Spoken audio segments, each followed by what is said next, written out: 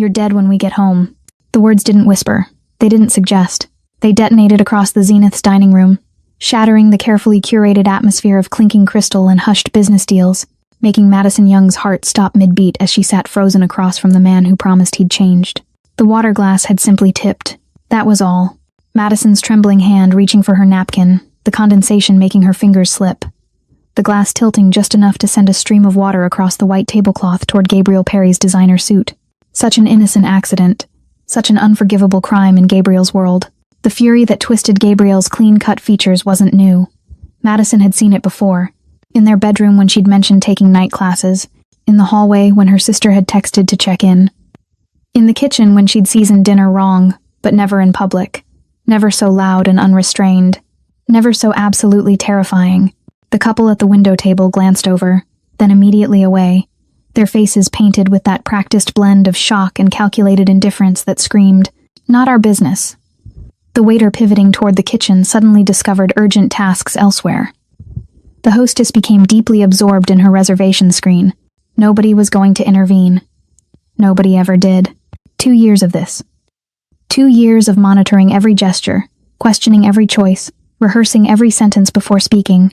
2 years of watching her bright, hopeful life fade to sepia as Gabriel methodically amputated everyone and everything that reminded her she used to be whole. Her career ambitions dismissed as distractions from their relationship. Her friends suddenly branded as jealous or untrustworthy, or secretly trying to sabotage them. Her family too intrusive when they noticed the way she'd stopped wearing colors, stopped laughing, stopped being Madison. Madison's eyes fixed on the yellow fabric of her dress. The cheerful sunshine shade that had felt like armor when she'd put it on this morning now felt like a cruel joke. She'd chosen it deliberately, desperately, a silent rebellion that whispered, "I'm still here, I'm still bright, I'm still alive." But she wasn't. Not really. Not for a long time. She couldn't swallow past the fear crushing her windpipe, couldn't lift her gaze from the spreading water stain, couldn't think beyond the car ride home, the 40-minute drive where Gabriel's rage would have room to expand, where there would be no witnesses, no escape routes, no one to hear her scream. She'd seen that expression on Gabriel's face before. It meant there would be a reckoning. It meant pain in places her clothes would hide. It meant apologies she'd have to accept, promises she'd have to believe, another piece of herself she'd have to surrender to survive another week. I said, "Look at me when I'm talking to you," Gabriel continued, his voice dropping to that measured, controlled register that was somehow worse than the shouting. When he yelled, at least the danger was visible. When he went quiet like this, the threat became infinite. "You embarrass me in front of these people. You think there won't be consequences?" The words formed in Madison's throat. "It was an accident. I'm sorry. Please," but they dissolved before reaching her lips.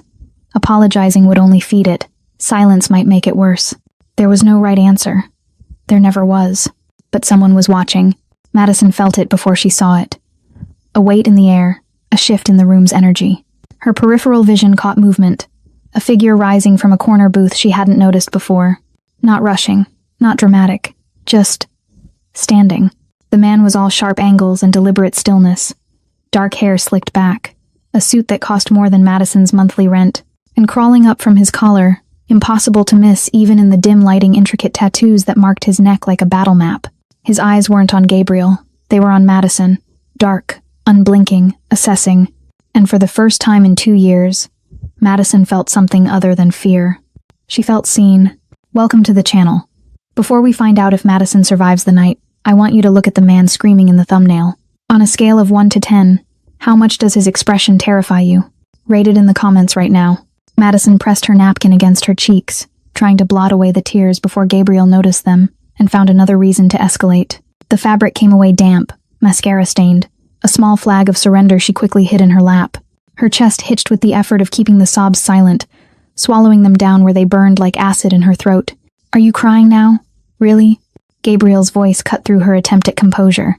"You spill water on me, ruin my meeting, and now you're the victim? That's perfect. That's just perfect, Madison."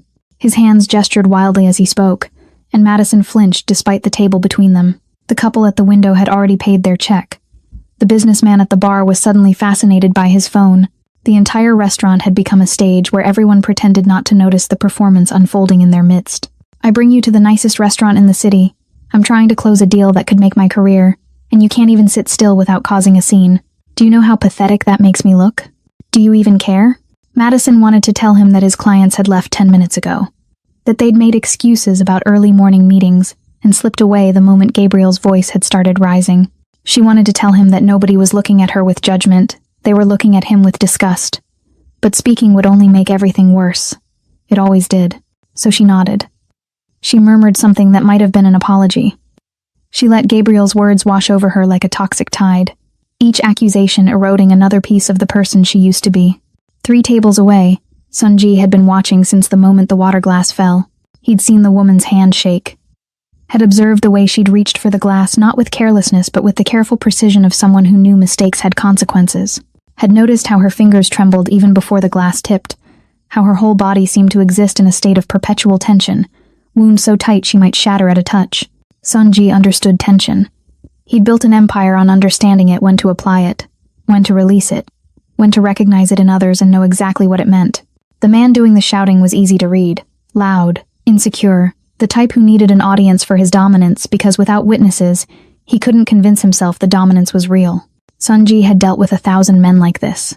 Men who mistook volume for authority, who thought fear and respect were the same currency.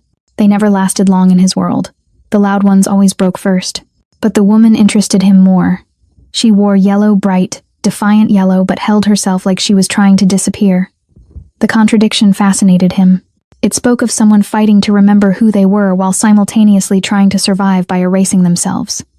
He recognized that battle. He'd seen it in the eyes of people trapped in situations where escape seemed impossible, where every day was a negotiation with danger, where hope became a liability too expensive to maintain. Sunji lifted his glass of whiskey, took a measured sip, and continued watching. His men, seated at the adjacent table disguised as business associates, had noticed his attention shift. They knew that look. It meant their boss had identified something that required action.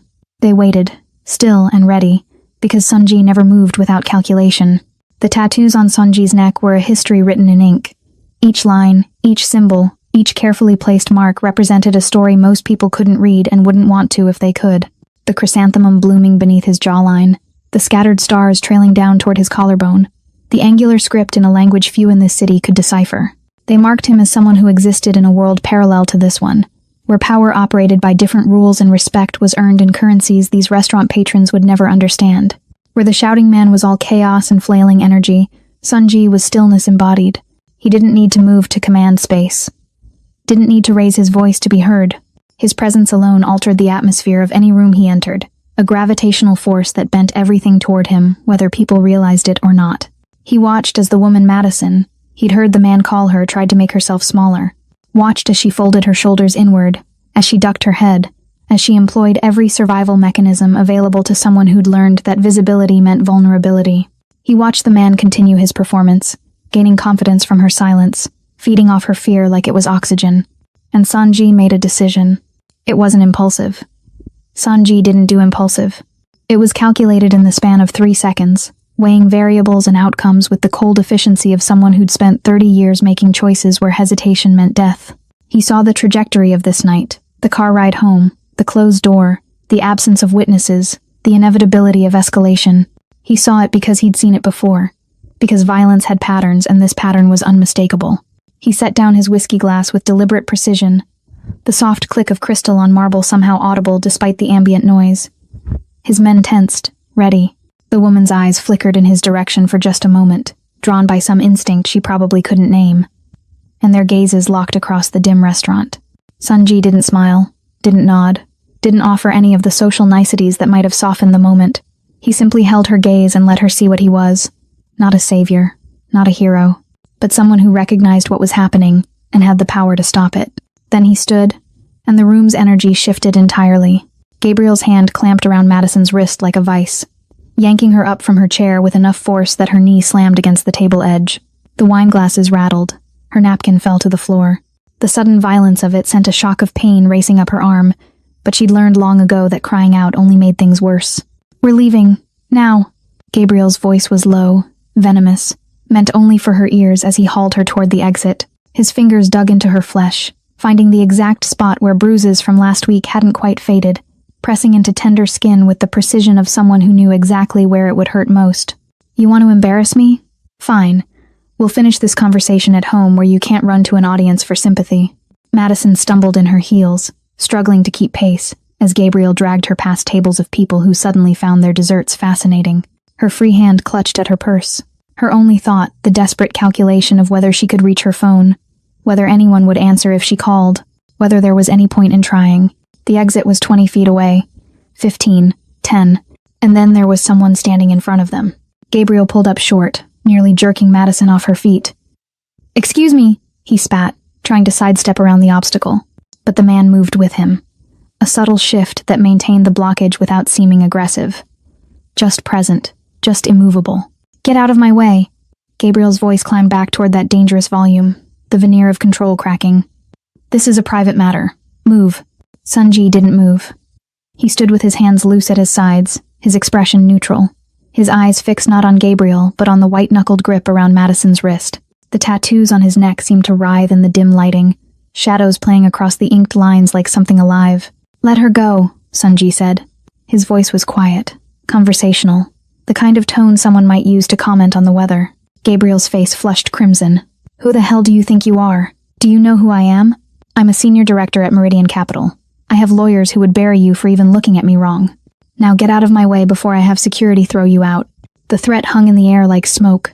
Somewhere in the background, the restaurant manager had appeared, hovering nervously near the host stand, clearly torn between intervening and staying as far away from this situation as possible. The remaining diners had given up all pretense of eating. This was better than theater. Sunji tilted his head slightly, studying Gabriel the way an entomologist might study an insect.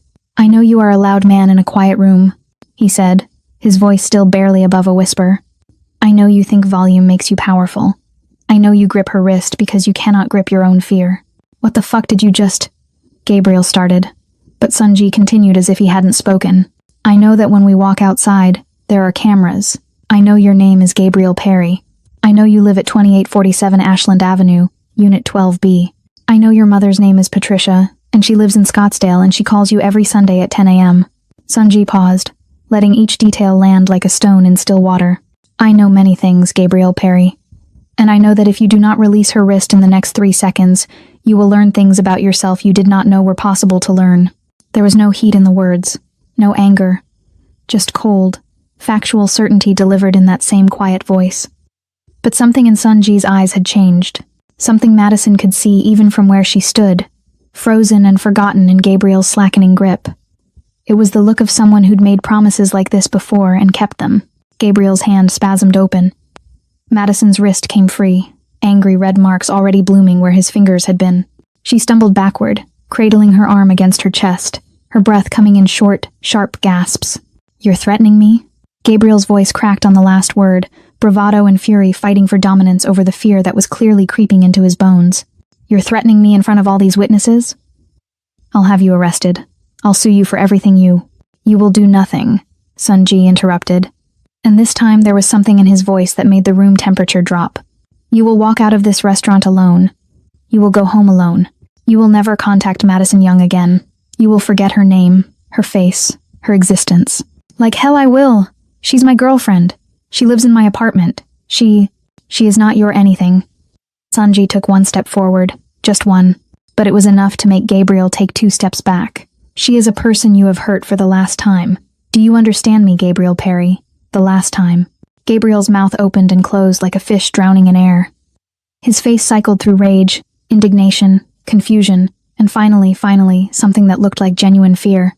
He looked at Madison, then back at Sunji, then at the restaurant full of witnesses who had watched him scream death threats at a woman over spilled water. "This isn't over," Gabriel said, but his voice had lost all its conviction. It was the desperate bluster of someone who'd already lost and knew it. "Yes," Sunji said simply. "It is." For a long moment, nothing happened. The entire restaurant held its breath. Then Gabriel turned on his heel and stormed toward the exit, shouldering past the manager, slamming through the doors hard enough that they rattled in their frames. Through the windows, they could see him on the sidewalk, pacing, pulling out his phone, his mouth moving in what was probably a string of curses no one could hear. Sunji turned to Madison. She was shaking, her yellow dress trembling like a flower in a storm, her dark eyes wide with shock, and something that might have been hope, but was too afraid to name itself. "Do you want to leave with him?" Sunji asked, and Madison realized it was a real question. He would let her go. Would let her walk back into that nightmare if she chose it. He was offering her something no one had offered in 2 years. A choice. Madison looked at the doors where Gabriel had vanished. Then she looked at the man with the neck tattoos and the quiet voice and the power to make her abuser flee with nothing but words. "No," she whispered. Then louder, stronger. "No, I don't." Sunji nodded once. "Then you won't. Gabriel thinks because he bought dinner, he owns Madison. If you hate men who treat women like property, hit that like button right now. Let's show Gabriel he's outnumbered." The moment Madison spoke the word no, the restaurant's atmosphere shifted like a pressure change before a storm. Sunji made a gesture so subtle Madison almost missed it. Just 2 fingers lifted slightly from where his hand rested at his side. But the response was immediate. 3 men materialized from different corners of the dining room. Not rushed, not aggressive. They simply stood from their tables, adjusted their suit jackets, and moved with the synchronized precision of people who'd worked together for years. One positioned himself near the exit doors. Another took a spot by the host stand. The third moved to the window, his body angled toward the street where Gabriel was still visible, pacing and shouting into his phone. They didn't draw weapons, didn't crack knuckles or issue threats. They just existed in strategic positions, creating a human barrier between Madison and the doors, between her and Gabriel, between her past and whatever came next. Their faces were blank, professional, the kind of neutral expression that suggested they'd done this before and would do it again without a second thought. The restaurant manager, a thin man in his 50s with sweat beading on his upper lip, approached Sunji with the careful steps of someone approaching a sleeping tiger. "Mr. Sun, is everything should I call?" "No need," Sunji said, his attention still on Madison. "The gentleman who left will not be returning tonight. If he attempts to, your security will escort him away." "Yes." It wasn't really a question. The manager nodded so vigorously his glasses slipped down his nose. "Of course. Absolutely. Whatever you need, Mr. Sun." Madison watched this exchange with a strange sense of disconnection, like she was floating somewhere above her own body, observing events happening to someone else. The yellow dress that had felt like armor this morning now felt like evidence, too bright, too visible, marking her as the center of a scene she desperately wished would end. Her wrist throbbed where Gabriel had grabbed her. Her legs felt unsteady, adrenaline and fear warring with a cautious, fragile relief she didn't quite trust yet. Through the window, she could see Gabriel still on his phone, gesturing wildly. He looked up at the restaurant, seemed to notice the men positioned at various points, and his expression transformed into something ugly and desperate. He took a step toward the entrance. The man stationed by the door didn't move, didn't even look at Gabriel, just stood there, immovable as a wall, and somehow that was enough. Gabriel stopped. He pointed at the restaurant, shouted something inaudible through the glass, then turned and stormed down the sidewalk, his phone pressed to his ear, probably calling his lawyer or his brother or someone he thought could fix this situation through connections and threats. "Can you walk?" Sunji asked Madison, and she realized she'd been gripping the back of a chair for support, her knuckles white against the dark wood. "I think so," she managed, though her voice sounded foreign to her own ears, small, uncertain. She hated how weak she sounded, but couldn't seem to locate the strength to change it. Sunji extended his hand, not to grab or pull, but offering it palm up in the space between them. An invitation, not a demand. Madison stared at it for a long moment. This stranger's hand that had just dismantled her entire world with nothing but quiet words and subtle gestures. She thought about Gabriel's hand on her wrist, the pain and the pressure and the promise of worse to come. This was different. This was a choice she could make. She took his hand. His grip was firm but careful, supporting without controlling, and he led her toward the elevator bank at the back of the restaurant, away from the windows and the street and Gabriel's rage. His men fell into formation around them without being asked, creating a protective corridor through the dining room. Madison could feel every eye in the restaurant on her, could imagine what they were thinking. Who was this woman? What had she gotten herself into? Was she trading one dangerous man for another? But Sunji kept walking with that same unhurried pace, his presence alone seeming to deflect their judgment, and Madison focused on putting one foot in front of the other, on breathing, on not collapsing until she was somewhere private. The elevator doors opened with a soft chime. Sunji stepped inside, still holding her hand gently, and Madison followed. His men did not. They remained in the corridor, silent sentinels, as the doors slid closed and sealed Madison and Sunji in a small box of polished mirrors and soft lighting. The silence was absolute. Madison could hear her own breathing, too fast, too shallow, could see herself in the mirrored walls, her mascara smudged, her yellow dress rumpled, her expression shell-shocked. She looked like a survivor of something catastrophic. Someone who'd just walked out of a burning building and couldn't quite process that they were safe yet. Sun Ji released her hand and took a step back, giving her space. He didn't try to fill the silence with reassurances or explanations. Didn't ask if she was okay because the answer was obvious. He just stood there, his tattooed neck partially visible above his crisp white collar, his hands now clasped loosely in front of him, his eyes fixed on the descending floor numbers above the door. The elevator hummed as it dropped, floor after floor, carrying them away from the zenith and its panoramic views and its terrible memories. Madison's mind raced with questions she didn't know how to ask. Who was this man? What did he want? Why had he intervened? What happened now? Where was he taking her? Was she safe? Was she in danger of a different kind? But somehow, asking felt impossible. The silence felt fragile, like speaking might shatter whatever strange spell had allowed her to escape Gabriel's orbit, might wake her up to discover this was all a dream, and she was actually in Gabriel's car right now, heading home to face the consequences he'd promised. The elevator reached the ground floor. The doors opened onto a private lobby Madison had never seen before, all dark marble and discreet lighting. A black car waited at the curb outside, sleek and expensive, its engine running. Sun Ji looked at her then, really looked at her, his dark eyes searching her face for something she couldn't name. "You do not have to come with me," he said, and she realized he meant it. "I can arrange a car to take you anywhere you want to go. A hotel, a friend's house, the police station if that is what you choose." Madison thought about her apartment, Gabriel's apartment. Really, the lease was in his name. Thought about her clothes in his closet, her toothbrush in his bathroom, her life reduced to possessions she'd need his permission to retrieve. Thought about her phone, probably already filling with his messages, his apologies that would turn to threats, his promises and his rage. Thought about going back. Thought about never going back. "Where would you take me?" she asked. "Somewhere safe," Sun Ji said. "Somewhere he cannot reach you. Somewhere you can decide what comes next without fear." Madison looked at the car, then at Sun Ji, then at her own reflection in the lobby's dark windows. The woman staring back at her in the yellow dress looked terrified, but she also looked like someone who'd just been given a chance. "Okay," Madison whispered. "Take me somewhere safe." The car ride passed in a blur of streetlights and silence. Madison sat in the back seat next to Sun Ji, her hands folded in her lap to stop them from shaking, watching the city slide past the tinted windows. She expected them to head toward the docks, or some industrial district, or one of those neighborhoods where police rarely ventured. Places she'd seen in movies where criminals conducted their business behind rusted doors and flickering neon signs.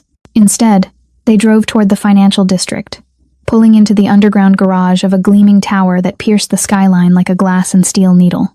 The building was new, expensive, the kind of place where penthouse apartments sold for prices that made headlines. Madison had walked past it once or twice, craning her neck to see the top floors, never imagining she'd be inside. The elevator they entered required a keycard and a fingerprint scan. It bypassed every floor, climbing straight to the top with the smooth efficiency of technology that cost more than most people's cars. Madison's stomach dropped with the ascent, though she couldn't tell if it was the speed or the surreal nature of everything happening. When the doors opened, Madison stepped into a space that defied every expectation she'd been building during the silent ride. The penthouse stretched before her in an expanse of clean lines and minimalist elegance. Floor-to-ceiling windows wrapped around three sides, offering a panoramic view of the city glittering below like a circuit board of lights.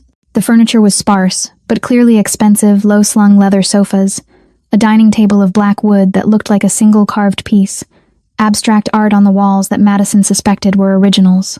This wasn't a criminal's den. This was where architects won awards. "I thought," Madison started, then stopped, unsure how to finish the sentence without offending the man who'd just saved her life. "You thought it would be darker," Sun Ji said, not unkindly. He moved through the space with the ease of someone completely at home, shrugging off his suit jacket and draping it over a chair. The tattoos on his neck extended down beneath his collar. She could see now, intricate patterns that disappeared under the white fabric of his shirt. Most people do. He walked to the kitchen, all stainless steel and marble countertops, and filled a glass with water from a filtered tap. He brought it to Madison, who realized her throat was raw from crying, from fear, from everything. "Thank you," she whispered, taking the glass with trembling hands. The water was cold and clean, and she drank half of it in desperate gulps. Sun Ji watched her with that same calm assessment he'd shown in the restaurant, like he was cataloging information, making calculations she couldn't follow. "You will stay in the East Wing," he said finally, gesturing toward a hallway. "Follow me." Madison followed on unsteady legs, still clutching the water glass like a lifeline. The hallway was lined with art photographs of urban landscapes at night, all sharp contrasts and deep shadows. They passed a study, a bathroom done in gray stone, and stopped at a bedroom at the end of the hall. Sunji opened the door and stepped back, letting Madison enter first. The room was beautiful, a king-sized bed with crisp white linens, another wall of windows with blackout curtains drawn back to show the city below, a dresser, a closet, an attached bathroom she could glimpse through an open door. But what caught Madison's attention, what made her breath catch in her throat, was the lock on the inside of the door. Not a flimsy push-button lock like the one in Gabriel's apartment that he could pop open with a credit card when he decided her privacy was less important than his access. This was a deadbolt. Heavy, serious. The kind of lock that meant something. "The lock is yours," Sunji said from the doorway, and Madison turned to find him watching her notice it. "I do not have a key. No one does. When you close this door, you are the only person who can open it. Do you understand?" Madison stared at him, trying to process what he was offering. Control, privacy, safety. Things Gabriel had taken from her so gradually she'd barely noticed until they were gone. "Why are you doing this?" she asked, her voice cracking. "You don't know me. You don't owe me anything. I'm nobody." Something flickered across Sunji's face, too quick to identify. "You are not nobody," he said simply, "and I am doing this because it is necessary." He paused, then added, "In the closet you will find clothes in various sizes. In the bathroom, toiletries. If you need anything else, there is a phone on the nightstand. Press 1 and it will reach me. Press 2 for the kitchen if you are hungry." He turned to leave, then stopped in the doorway. "Madison," he said, and it was the first time he'd used her name directly. "Gabriel Perry will try to find you.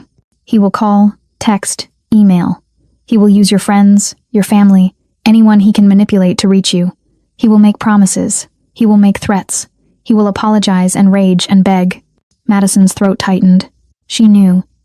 She'd seen this cycle before, just never from outside it. "But he cannot reach you here," Sunji continued. "Not tonight, not tomorrow, not unless you choose to let him. That choice is yours. Do you understand? Yours." Madison nodded, not trusting herself to speak. Sunji inclined his head slightly, a gesture that might have been a bow in another context, and stepped back into the hallway. "Good night, Madison Young," he said, and closed the door behind him. For a long moment, Madison just stood there, staring at the closed door. Then, moving like someone in a dream, she walked over and turned the deadbolt. It slid home with a solid click that echoed in the quiet room. Locked. She was locked in, but for the first time in 2 years, that felt like safety instead of imprisonment. Madison turned and surveyed the room that was hers, at least for tonight, the massive bed that she wouldn't have to share. The bathroom where she could cry or shower without someone demanding to know what was taking so long. The windows that showed her the city spread below, distant and glittering and full of possibilities she'd forgotten existed. She set down the water glass and walked to the closet. Inside, just as Sunji had promised, were clothes. Not just women's clothes in a single size like Gabriel had sometimes bought her. Always a size too small. Always with the implication that she should fit into them. These ranged from extra small to extra large. Simple items in neutral colors, sweatpants, t-shirts, button-downs, jeans. Clothes meant for comfort, not display. In the bathroom, she found unopened toiletries. Soap, shampoo, a toothbrush still in its package, skincare products. Everything a person might need to feel human again. Madison caught sight of herself in the bathroom mirror and barely recognized the woman staring back. The yellow dress was wrinkled, makeup smeared, hair disheveled, but there was something different in her eyes. Something that hadn't been there this morning when she'd looked in Gabriel's mirror and given herself the same desperate pep talk she gave herself every day. She looked like someone who'd survived something. Madison turned on the shower, letting the water heat while she peeled off the yellow dress. She'd never wear it again, she decided. Would never want to remember this night by anything except the fact that she'd walked away. As steam filled the bathroom, Madison stepped under the spray and let it wash away the fear and the tears, and the last remnants of the woman who believed she deserved what Gabriel gave her. The water was hot and endless, and hers alone, and for the first time in years, nobody was timing how long she took. When she finally emerged, wrapped in a towel softer than anything Gabriel had ever bought, Madison found clothes laid out on the bed. She hadn't heard anyone enter, but there they were, sweatpants and a t-shirt in what looked like her size, folded neatly. She dressed quickly, then climbed into the enormous bed, pulling the white comforter up to her chin. The lock on the door stared back at her. Solid. Real. Hers. Madison closed her eyes and, for the first time in months, fell asleep without fear of what the morning would bring. Madison woke to sunlight streaming through windows she didn't recognize, in a bed that felt like sleeping on a cloud, wearing clothes that weren't hers. For 3 disorienting seconds, panic seized her chest. Where was she? What had happened? Why wasn't she in Gabriel's apartment bracing for his morning mood? Then it came flooding back. The restaurant. The water glass. The threat. The tattooed man who'd stood between her and Gabriel like a human shield made of quiet certainty. She was safe. She was in Sunji's penthouse. She'd locked the door herself. Her phone sat on the nightstand where she'd left it, face down, and even from here she could hear it vibrating with incoming messages. The sound made her stomach clench, a Pavlovian response to 2 years of monitoring every notification, every call, every demand for her attention disguised as affection. Madison reached for it with trembling fingers, unlocked the screen, and felt her heart drop. 63 messages, 22 missed calls, 14 voicemails, all from Gabriel. The messages started at 11:47 p.m., shortly after she'd fallen asleep. Madison, where are you? Answer your fucking phone. I don't know what that psycho told you, but you need to come home right now. Baby, I'm sorry. I didn't mean it. You know how I get when I'm stressed. Please come home. Then, at 1:23 a.m., I love you. You know I love you. Why are you doing this to me? At 2:15 a.m., if you don't respond in the next hour, I'm calling the police to report you missing. At 3:47 a.m., you're making a huge mistake. That man is dangerous. I'm trying to protect you and you're throwing it in my face. And then, just 20 minutes ago, Madison, please, I need you. I can't do this without you. I'll change, I promise. Just come home and we'll talk about it. I'll get help. I'll do whatever you want. Just please, baby, please. Madison's hands shook so badly she nearly dropped the phone. The messages blurred together. A toxic cocktail of rage and remorse, threats and love confessions. Everything she'd been conditioned to respond to for 2 years. Part of her, the part Gabriel had carefully cultivated, wanted to text back, wanted to believe the apologies, wanted to think that maybe this time the promises were real. But another part of her, the part that was slowly waking up after a long hibernation, remembered the look in his eyes when he'd screamed that she was dead, remembered his fingers digging into her wrist, remembered 2 years of this exact cycle explosion. Apology, honeymoon period, slow escalation, explosion again.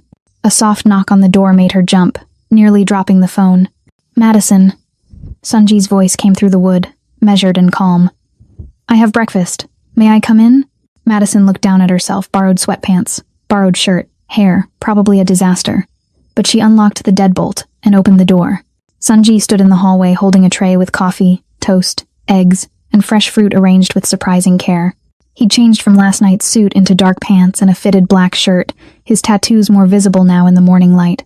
He looked rested, composed, completely unbothered by the fact that he'd upended someone's life 12 hours ago. You didn't have to, Madison started. You need to eat, Sunji said simply, carrying the tray to a small table by the windows. He set it down, then noticed her phone still clutched in her hand. The screen lit with Gabriel's messages. His expression didn't change, but something hardened in his eyes. He has been contacting you. It wasn't a question. Madison nodded, her throat tight. He says he's sorry. He says he loves me. He says what he needs to say to retrieve his possession. Sunji interrupted, his voice cold. That is what you are to him, Madison. Not a person. A possession that has escaped. The words stung because they were true. Madison sank into the chair, staring at the breakfast she didn't think she could eat. I should go to work, she said quietly. I have a job. I have responsibilities. I can't just disappear.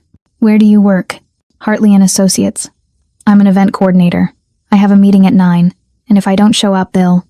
She stopped, realizing Gabriel knew her schedule, knew where her office was, knew exactly where to find her. You will not go to work today, Sunji said, and before Madison could argue, he continued, because Gabriel Perry will be there. He will wait in the lobby or the parking garage. He will intercept you. He will cause a scene. Or worse, he will convince you to talk to him privately. Do you want that? Madison's chest tightened.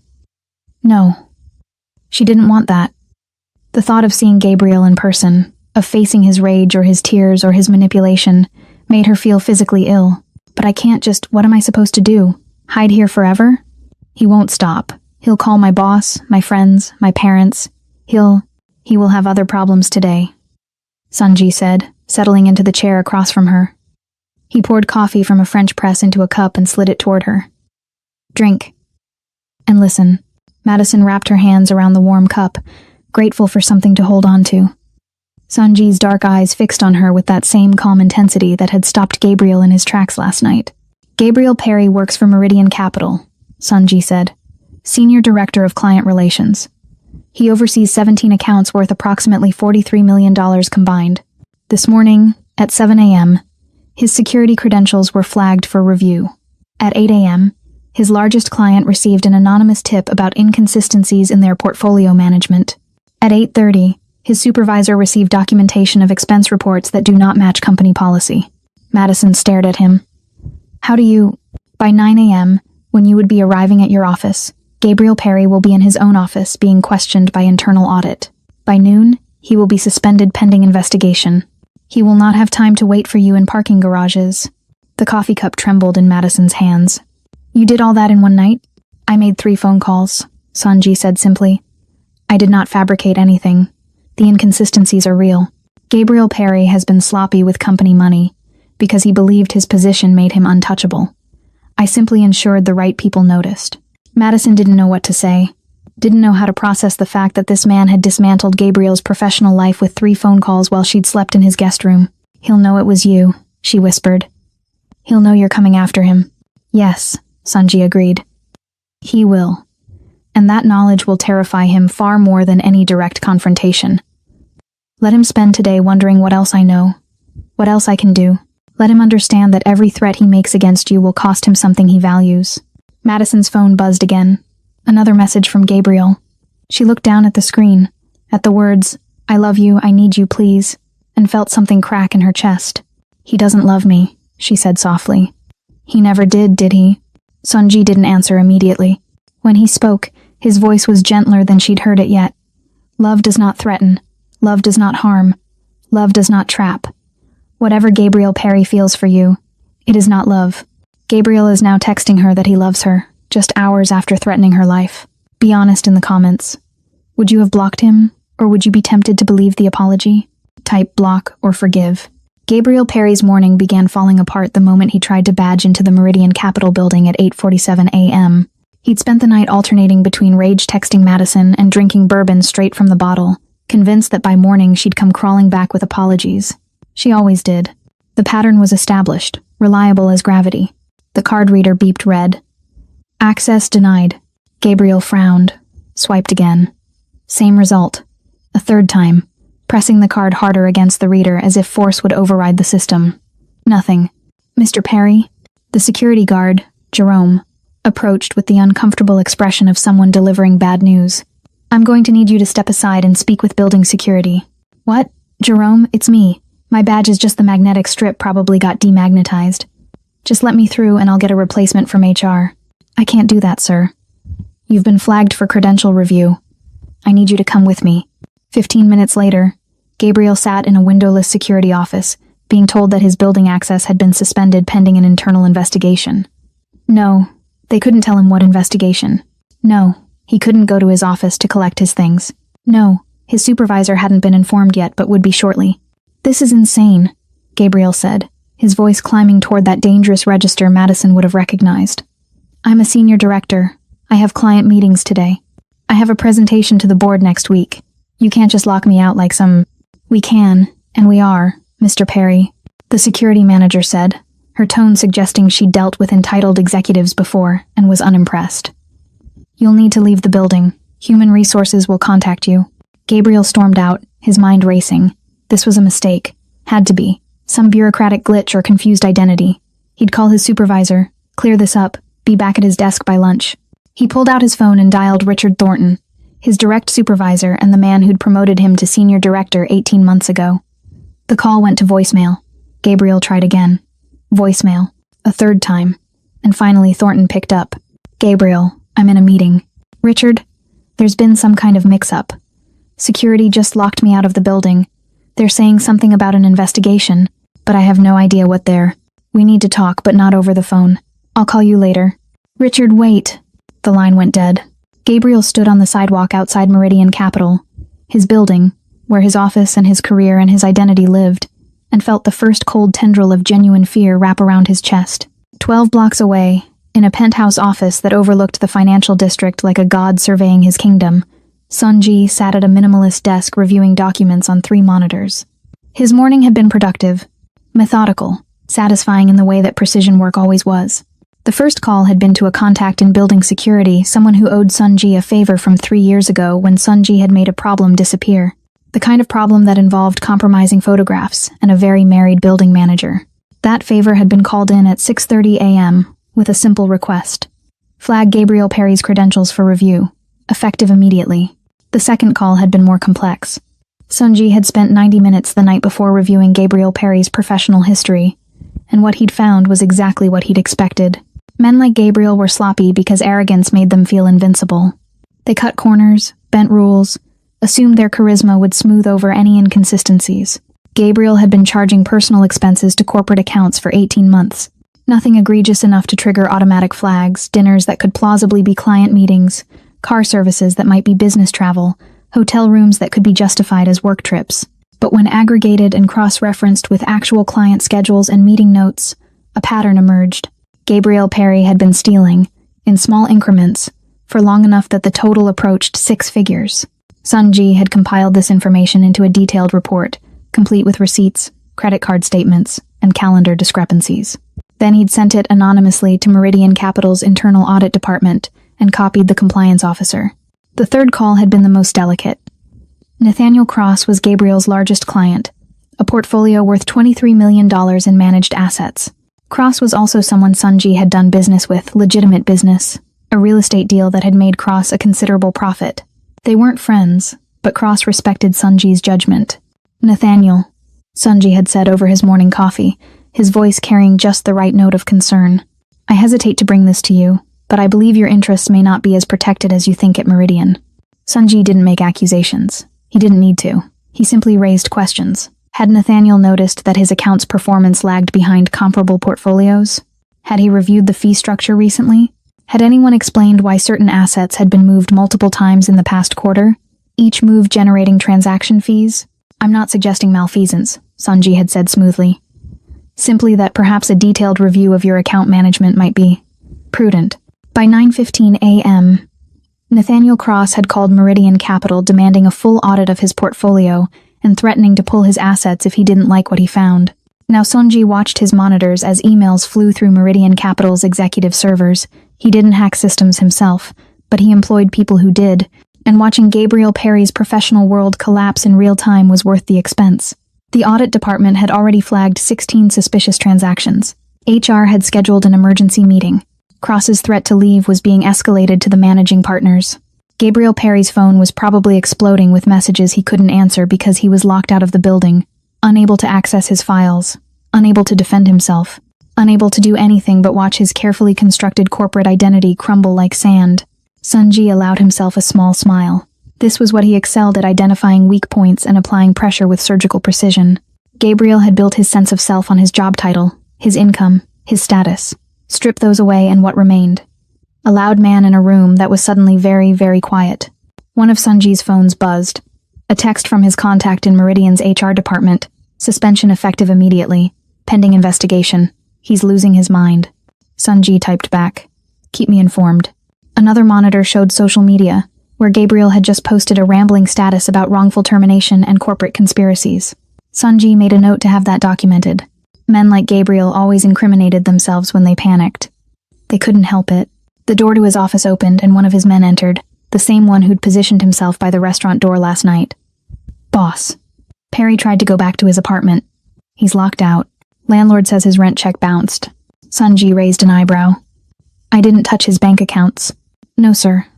But his credit card company flagged unusual activity, all those charges from last night when he was drunk texting. They froze his accounts pending fraud review. His automatic rent payment didn't go through. Sunji almost laughed. Sometimes destruction didn't require manipulation.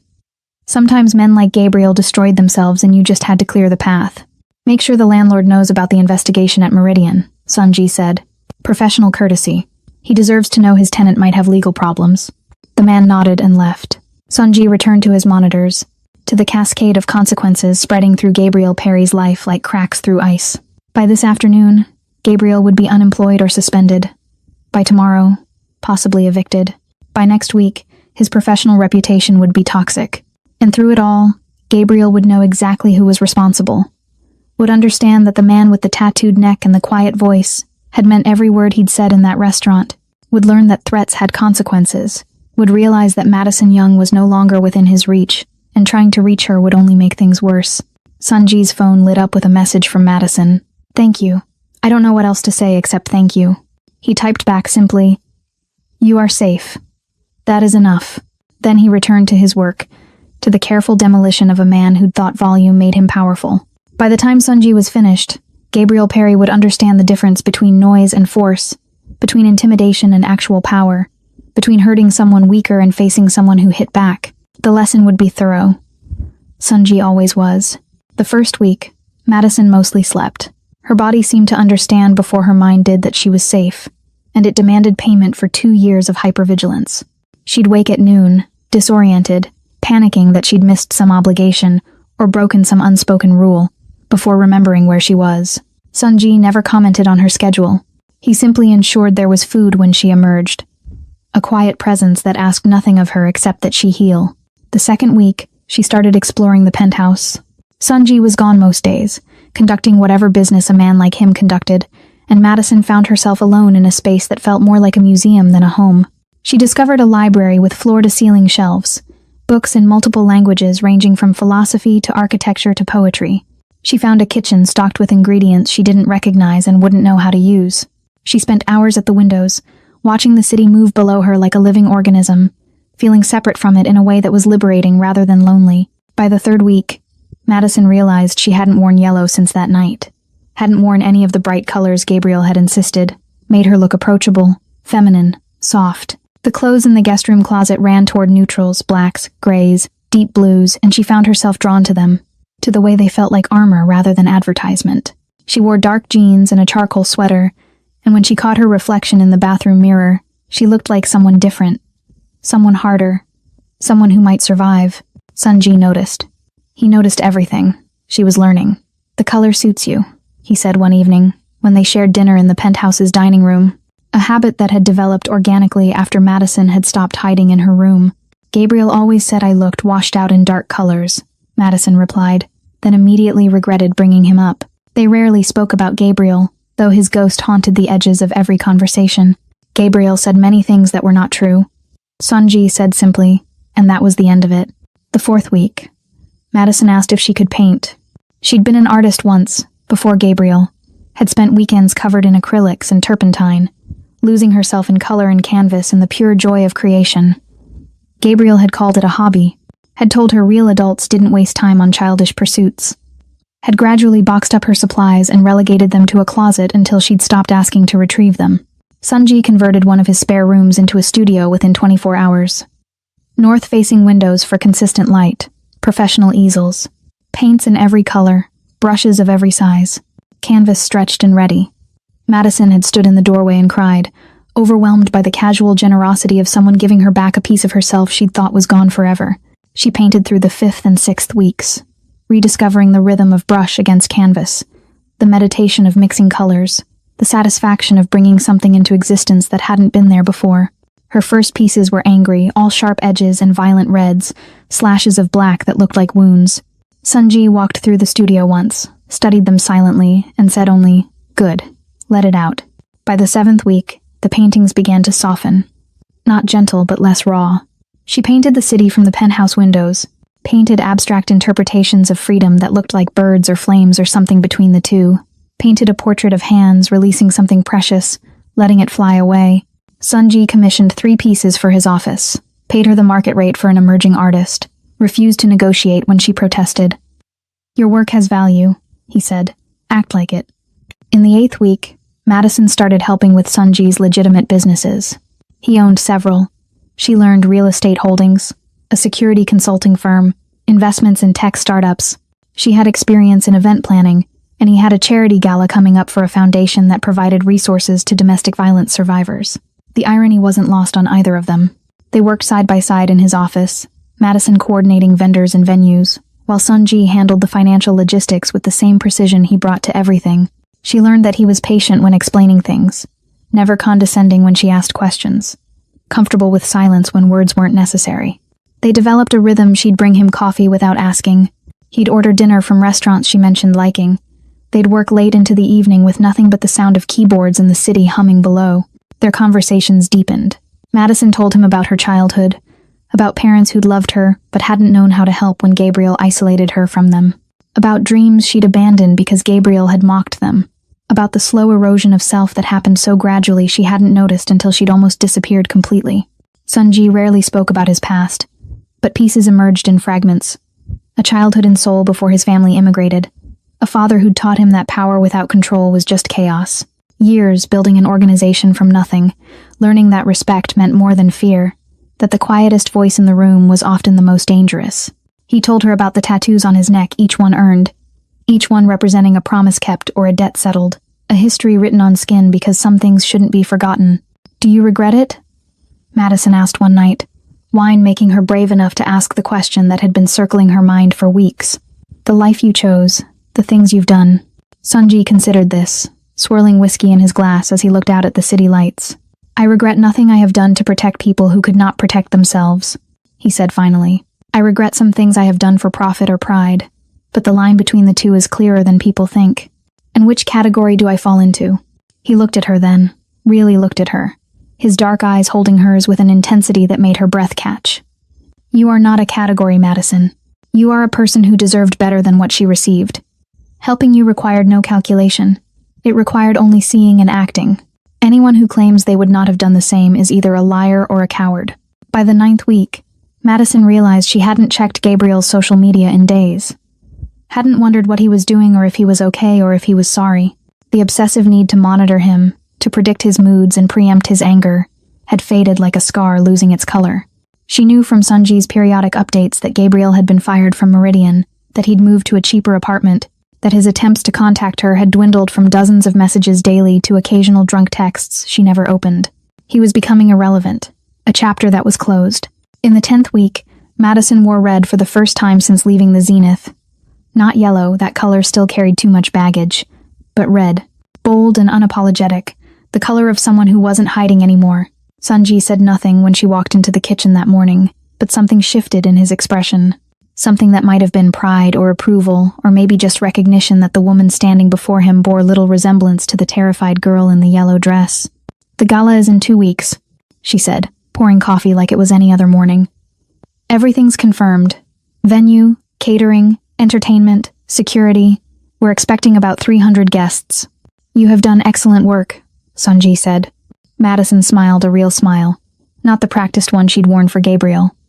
"I'm good at this. I'd forgotten that I'm actually good at something." "You are good at many things," Sunji replied. "You simply needed space to remember." They worked in comfortable silence after that, planning the final details of an event that would bring together business leaders and philanthropists to raise money for people like Madison used to be. People trapped in situations they couldn't escape alone, people who needed someone to see them and act. And as Madison sat in Sunji's penthouse office, wearing red, planning events, creating art, reclaiming pieces of herself she'd thought were lost forever, she realized something that would have terrified her 2 months ago. She wasn't planning to leave. Not yet. Maybe not ever. This strange partnership with a man society would call a criminal, but who'd shown her more respect than any good man ever had, it felt like the first honest thing in her life in years. Sunji looked up from his computer and caught her watching him. "What?" he asked. "Nothing," Madison said. "Just, thank you. For all of this. You have already thanked me. I know. But I'll probably keep doing it anyway." Sunji's mouth curved into something that wasn't quite a smile but was close. "Then I will keep accepting it." And in that moment, in the space between gratitude and understanding, something shifted between them that neither of them named but both of them felt. The ballroom of the Meridian Grand was transformed into an elegant sanctuary of soft lighting and understated luxury. Crystal chandeliers cast warm light over tables draped in white linen, each centerpiece a careful arrangement of white roses and eucalyptus. 300 guests in evening wear mingled with champagne flutes, their conversations creating a sophisticated hum beneath the string quartet playing near the entrance. Madison had coordinated every detail, and seeing it come together perfectly filled her with a pride she'd almost forgotten how to feel. She stood near the stage in a dress that made her feel like someone new. Not yellow, never yellow again. This was deep emerald green, elegant and striking, with a neckline that showed her collarbones and her confidence. Her hair was swept up, her makeup precise, her posture straight. She looked like someone who belonged in rooms like this. Someone who'd earned her place rather than apologized for occupying space. Sunji stood beside her in a tailored black suit, his tattooed neck partially visible above his crisp white shirt. He'd made no effort to hide them tonight. And Madison noticed how people's eyes flickered to the ink, then to his face, trying to reconcile the elegance of his appearance with the clear markers of a life lived outside their carefully constructed rules. He seemed unbothered by their assessment. His attention focused on Madison as she directed last-minute adjustments to the sound system. "The auctioneer is ready," one of the event staff informed her. "Should we begin?" Madison checked her watch. "Give it 5 more minutes. A few VIP guests are still arriving." She felt Sunji's presence beside her like a steady anchor. Over the past 2 months, she'd grown accustomed to it, the way he occupied space without demanding attention, the way his silence felt supportive rather than threatening, the way he seemed to understand what she needed before she asked. Tonight he was here as both the Foundation's primary benefactor and as her. What? Partner felt too intimate. Friend felt insufficient. Whatever label fit, he was here. And that made her feel safe in a way she was still learning to trust. The ballroom doors opened and Madison turned to greet the late arrivals, her professional smile already in place. Then she saw him, and her entire body went rigid. Gabriel. He looked nothing like the polished corporate climber who'd screamed at her in the Zenith 2 months ago. His suit was wrinkled, his hair uncombed, his face carrying the gray pallor of someone who'd been drinking too much and sleeping too little. His eyes scanned the ballroom with wild desperation until they landed on Madison, and something feral crossed his features. "Oh my God," Madison whispered, her hand instinctively reaching for Sunji's arm. "He's here. Gabriel's here." Sunji followed her gaze, his expression hardening into something cold and dangerous. He made a subtle gesture, and 2 of his men, positioned strategically around the ballroom in the guise of security, began moving toward the entrance. But Gabriel was already pushing through the crowd, shoving past a woman in a sequined gown, ignoring the startled protests of guests he jostled aside. His focus was singular, locked on Madison with an intensity that made her blood turn to ice. "Madison." His voice cut through the sophisticated murmur like a knife. "Madison, we need to talk." The string quartet faltered. Conversations died. 300 heads turned to watch the disheveled man stumbling toward the stage where Madison stood frozen, her heart hammering against her ribs. Sunji stepped partially in front of her, a subtle shift that put his body between Madison and Gabriel's trajectory. "You are not welcome here," he said, his voice carrying despite its quietness. "Leave now." "Fuck you," Gabriel spat, his face contorting with rage. "This is between me and my girlfriend." "Madison, baby, please, just talk to me. 5 minutes. That's all I'm asking." Madison found her voice, though it shook. "I'm not your girlfriend, Gabriel. I haven't been for 2 months. You need to leave." 2 months, Gabriel repeated, his laugh bitter and unhinged. 2 months you've been hiding here with this criminal, and you think that changes anything? You think you can just walk away from 2 years because some tattooed thug gave you a place to crash? He was closer now, close enough that Madison could smell the alcohol on his breath, could see the red vessels in his eyes, could recognize the particular brand of desperation that came from a man whose entire world had collapsed and needed someone to blame. "I lost everything because of you," Gabriel continued, his voice rising to that familiar pitch that used to make her flinch.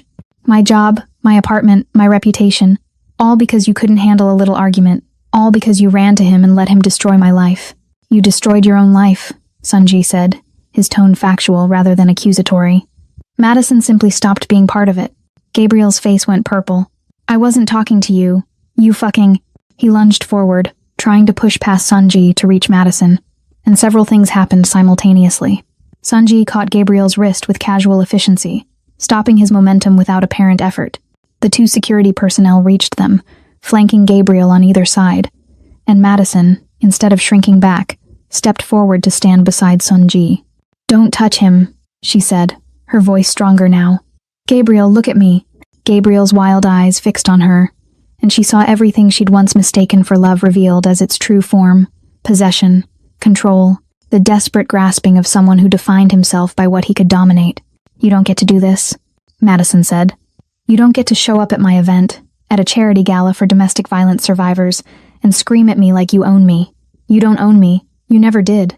"I love you," Gabriel said, and his voice cracked on the words. "Madison, I love you. Everything I did because I love you. You're mine. You'll always be mine. No, Madison said simply. I'm not. Gabriel's face twisted and he lunged again, breaking free from Sanji's grip with the strength of pure desperation. You're coming home with me right now. You hear me? Right now. You think you can? His hand shot out to grab her arm, to reclaim the physical control he'd once wielded so effectively. And Madison didn't flinch, didn't step back, didn't cower. She stood perfectly still and let him reach for her, let his fingers almost close around her wrist. And then Sanji moved. It wasn't violent, wasn't dramatic. Sanji simply intercepted Gabriel's hand mid-air, his grip iron but controlled, and leaned in close enough that only Gabriel could hear what he said next. Madison couldn't make out the words, but she watched Gabriel's face drain of all color, watched his body go rigid with fear, watched the fight leak out of him like air from a punctured tire. When Sanji released him, Gabriel stumbled backward, his bravado completely shattered. You can't, this isn't Madison, please. Escort Mr. Perry from the building, Sanji said to his security team, his voice carrying the absolute authority of someone whose orders were never questioned. Ensure he understands he is not to return, ever, to any property I own, any event Madison coordinates, any space she occupies. Make it very clear. The security team took Gabriel by each arm, not roughly but firmly, and began walking him toward the exit.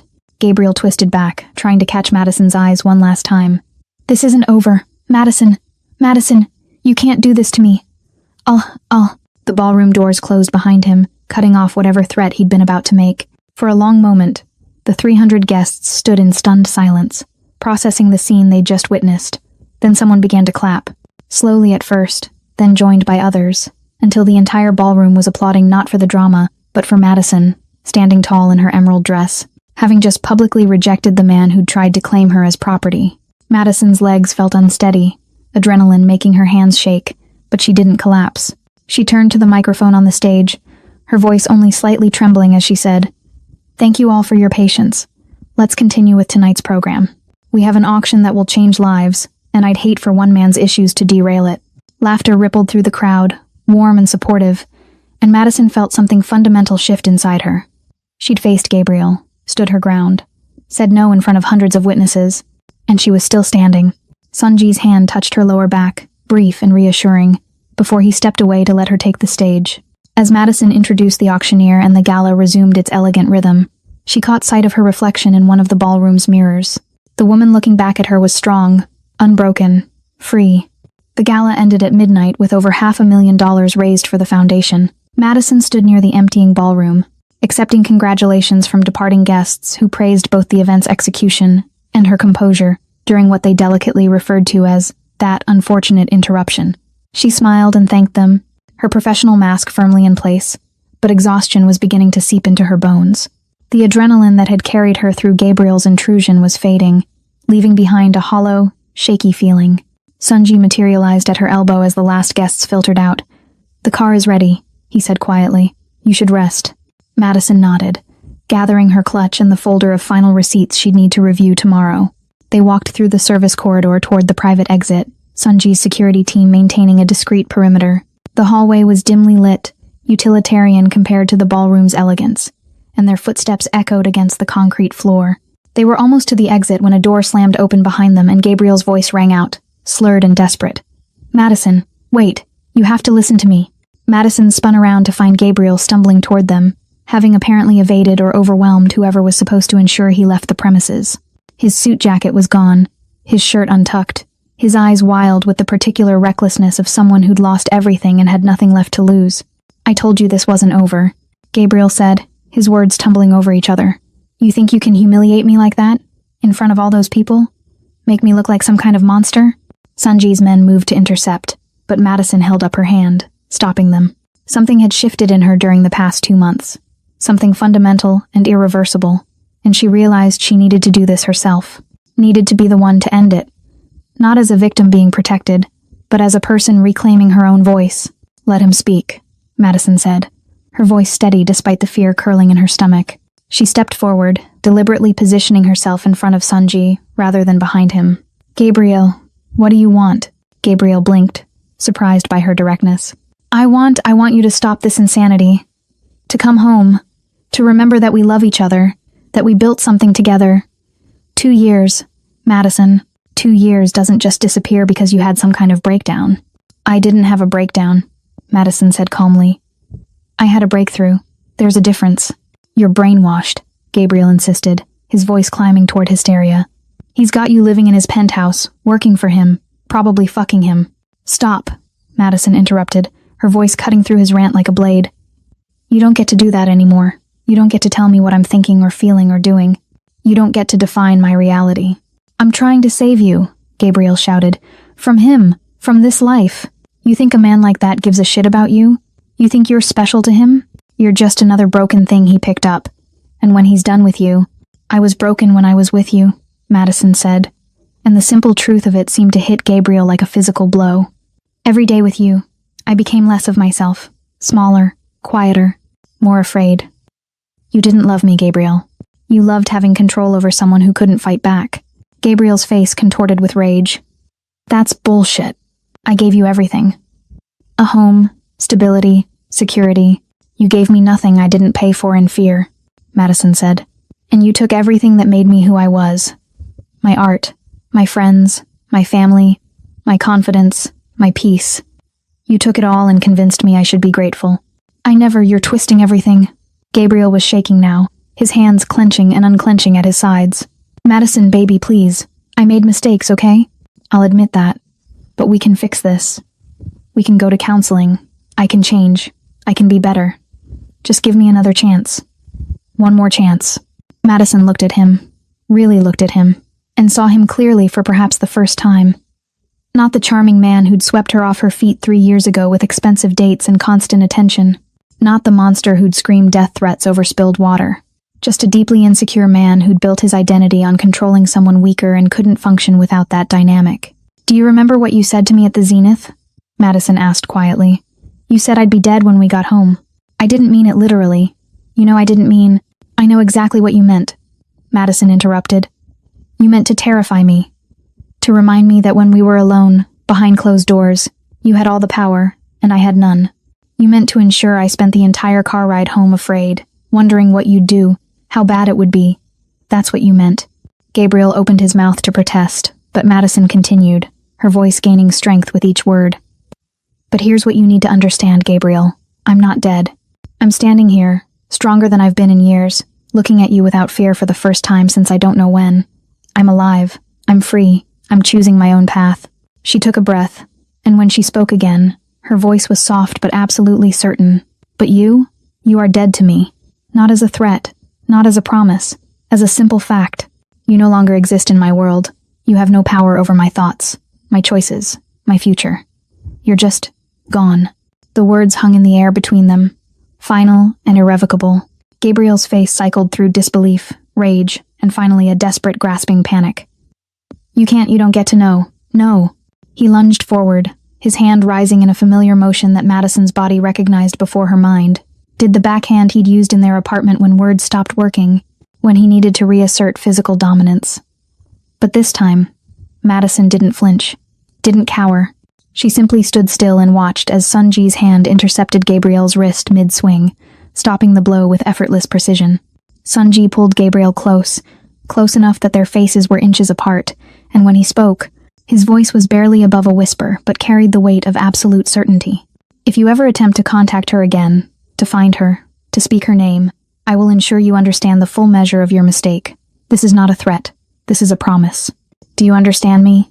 Whatever Gabriel saw in Sunji's eyes in that moment drained the last of his resistance. He nodded frantically, his breath coming in short gasps, his earlier bravado completely evaporated. Sunji released him and Gabriel stumbled backward, nearly falling. Madison, please. Goodbye, Gabriel, Madison said, and turned her back on him, walking toward the exit without looking back. She heard him make one last desperate sound, something between a sob and a protest, but she kept walking. Sunji fell into step beside her, his hand briefly touching her back, not guiding, not controlling, just present, and his security team formed a quiet barrier between them and Gabriel's crumbling form. The night air hit Madison's face as they stepped outside, cool and clean and full of possibilities. The car waited at the curb, but Madison paused for a moment, breathing deeply, feeling the weight of 2 years finally lift from her shoulders. Are you all right? Sunji asked. Madison turned to look at him, this man who'd stepped between her and violence, who'd given her space to heal, who'd treated her with more respect in 2 months than Gabriel had in 2 years. "I am," she said, and realized it was true. "I really am." They got into the car together, partners in a way that transcended simple labels. As the driver pulled away from the Meridian Grand, Madison looked back once at the building where she'd faced her past and declared her freedom. Gabriel was a small figure in the distance, alone on the sidewalk, growing smaller with every second. "Thank you," Madison said quietly. "For everything." Sunji glanced at her, something almost like a smile touching his features. "You did this yourself." "I simply ensured you had the space to do it." And as they drove through the city toward the penthouse that had become her sanctuary, Madison understood that she wasn't just surviving anymore. She was living. She was free, and whatever came next, she would face it on her own terms. It took a criminal to teach Gabriel about respect. If you believe that real strength is protecting others, not hurting them, subscribe to the channel right now. Don't let stories like Madison's go unheard.